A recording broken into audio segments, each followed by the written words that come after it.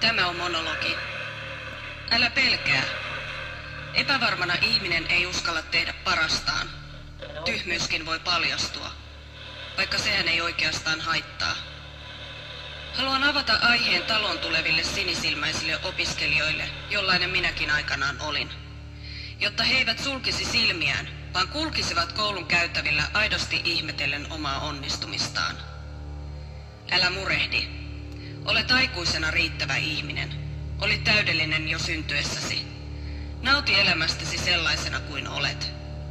Maailma on paska ja elämä on kovaa. Opiskelu kaikessa traagisuudessaan on hauskaa, jos sen oikein oivaltaa. Älä sano älä. Oppiminen vaatii sarjan epäonnistumisia. Onnistuminen on hieno asia, kun on sen aika. Sillä aikaa epäonnistuminen jalostaa. Kulttuurissamme meillä ei ole lupaa epäonnistua. Epäonnistujia katsotaan karsaasti. Ymmärtämättä oppimisprosessin ydintä, kanssatoverit käyttäytyvät vahingoniloisesti. Epäonnistumisen pelko, sen välttäminen keinolla millä hyvänsä, johtaa juuttumiseen.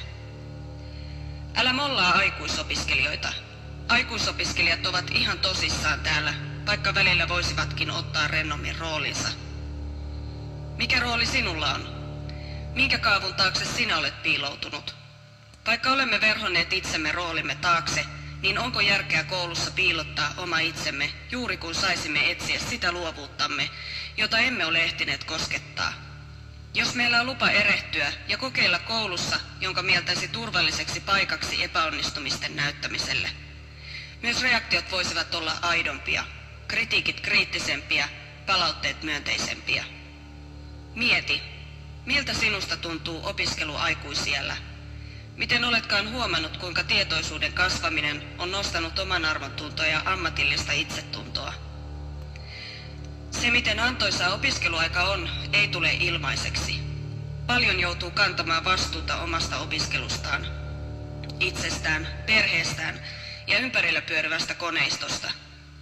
Vaikka opiskelijan ehkä onkin täytynyt katsoa arvioiden itseään moneen kertaan peilistä, se tulee kannattamaan henkisistä kivuistaan huolimatta. Eräs opettaja puhuu päähapoilla työskentelystä. Tehtävää tosiaan joku teki päähapoilla. 3,5 vuotta. Arvosana 4 ja kommentti ihan hyvä. Ja käyntikorttiin tuli ennen graafista suunnittelijaa äiti. Ihan hyvä. Usko itseesi. Vaihda mielipidettä. Se kertoo rohkeudesta. Uskalla olla oma itsesi. Opiskelijalla voi olla paljon tiedostamattomia, mieltä tai ruumista järkyttäneitä asioita, joiden kanssa hän elää. Niiden vaikutukset oppimiseen, työskentelyyn kotona ja oppitunneilla koulussa voivat olla sekavia. Oman arvon merkitys korostuu tällöin. Yhtä lailla jokaisella ihmisellä, myös aikuisiellä opiskelevalla, on oikeus tulla kohdelluksi arvokkaana, oli hänen taustansa mikä hyvänsä. Auktoriteetit ovat silti jäänne. Oman arvokkuuden kanssa on tehtävä töitä loppuelämä. Oppia ikä kaikki. Mitä se oikein tarkoittaa? Yhteiskunta velvoittaa aikuisia opiskelemaan. Puhutaan niin sanotusti elinikäisestä oppimisesta. Niin.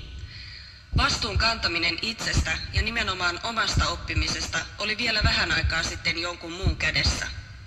Hani, maailma on muuttunut ja siitä vielä aika vähän puhutaan ääneen. Vuosituhannen vaihde on siirtänyt menestymisen vastuun meille jokaiselle. Menestyä pitää, onhan se jo arvo sinänsä. Nykypäivän kilpailutilanne vääristää helposti. Omasta kyvystä tulee taakka. Nähdään omat mahdollisuudet, mutta epäonnistumisen välttäminen ohjaa meitä olla ottamatta riskejä. Omatunto on itsessämme, se on olemus itseä. Omatuntomme kertoo meille, mikä tuntuu hyvältä, oikealta ja mikä ei, väärältä. Omatuntomme on kehittynyt vauvasta asti ja sen olemme saaneet perintönä vanhemmiltamme. Itsetunto. Vastuun kantaminen omasta itsestä. Itsetuntomme on voinut saada kolhuja tai sitten joku on tönäissyt oikein kunnolla. Riippuen siitä, miten arvokkaaksi tunnemme itsemme, on selkeä vaikutus itsetuntoomme. Pelko. Pelko kangistaa. Ja pelkoja on meillä kaikilla. Enemmän tai vähemmän. Silti sen kokeminen on välttämätöntä, jotta pystyy vertailemaan kokemuksiaan ja oppimansa aikaisempaan. Mutta pelko voi myös tappaa luovuuden. Mitä on rakkaus? Meillä jokaisella on hyväksytyksi tulemisen tarve. Selittäminen. Olen kokenut tähän asti selittämiseni kirouksena. Aloittaessani opiskeluni meille järjestettiin julistekurssi. Kun lopputulosta piti avata toisille opiskelijoille, sanoi opettajat istuen toinen jalka toisen päällä myhäilevään hyvän tahtoiseen sävyynsä näin. Mutta ethän sinä ole siellä näyttelyssä julisteen vieressä selittämässä teostasi. Niin, en. Toivottavasti en ole. Mistä syntyy ihmisen kyky tehdä valintoja? Miten ja millä hän ne tekee? Mielikuvitus on ainoa aivoelin, johon voin vaikuttaa. Vai minä tiedän, miten siellä on mahdollista mekastaa? Vai minä voin vaikuttaa mieleeni? Omaa päätään voi treenata. Asenne on päässämme. Sitä voi muuttaa. Se on tahtotila. Motivaatiota joko on tai ei ole. Näkeminen auttaa. Mielikuvitus on lihas. Sitä voi kasvattaa. Tavoitettaan voi muokata koko ajan. Tietoisuus on sinussa.